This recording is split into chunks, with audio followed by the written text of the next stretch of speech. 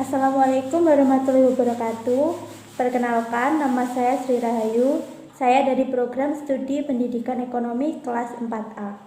Pada video kali ini, saya akan mereview mengenai dampak fenomena COVID-19 terhadap perubahan pasar di Indonesia maupun pasar internasional. Review kali ini sekaligus untuk menjawab pertanyaan dari Bapak Dr. Nafik Umurul Hadi di Google Classroom sebagai tugas UTS mata kuliah Ekonomi Internasional. Oke, pertanyaannya adalah yang pertama, terkait fenomena COVID-19, apa yang berubah di pasar Indonesia maupun pasar internasional dari aspek perilaku konsumen dan perilaku produsen? Pertanyaan yang kedua, apa saja yang akan Anda lakukan jika Anda seorang pelaku bisnis di situasi tersebut? Baik, saya akan menjawab pertanyaan yang pertama, mengenai dampak fenomena COVID-19 terhadap perilaku konsumen dan perilaku produsen di pasar Indonesia maupun pasar internasional. Oke, yang pertama, dampak terhadap perilaku konsumen adalah konsumen di Indonesia maupun internasional akan berbelanja secara berlebihan, atau bahkan mereka bisa saja menimbun barang.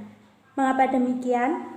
Karena timbul kepanikan di antara para konsumen apabila tidak membeli barang sekarang, maka dikhawatirkan harga barang-barang akan naik dan bisa saja barang tersebut menjadi langka. Yang kedua, daya beli masyarakat akan menurun sebagai akibat dari naiknya harga barang-barang. Oke, next, dampak terhadap perilaku produsen. Yang pertama, beberapa perusahaan besar mengurangi kegiatan operasional bisnisnya secara signifikan. Nah, kenapa? Tentu saja karena pasokan barang-barang yang berkurang. Lalu, yang kedua, beberapa industri di negara lain akan terhambat.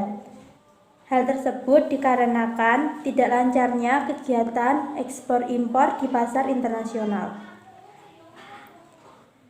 Dan yang terakhir adalah beberapa komoditas barang ekspor mengalami penurunan harga. Hal ini disebabkan karena terhambatnya aktivitas ekspor-impor di pasar internasional. Oke, selanjutnya saya akan menjawab pertanyaan yang kedua. Pertanyaannya, jika saya seorang pelaku bisnis, apa yang akan saya lakukan dalam situasi ini? Jika saya seorang pelaku bisnis, maka tindakan yang akan saya lakukan agar bisnis saya tetap bertahan adalah saya akan membuat atau menyusun strategi jangka pendek.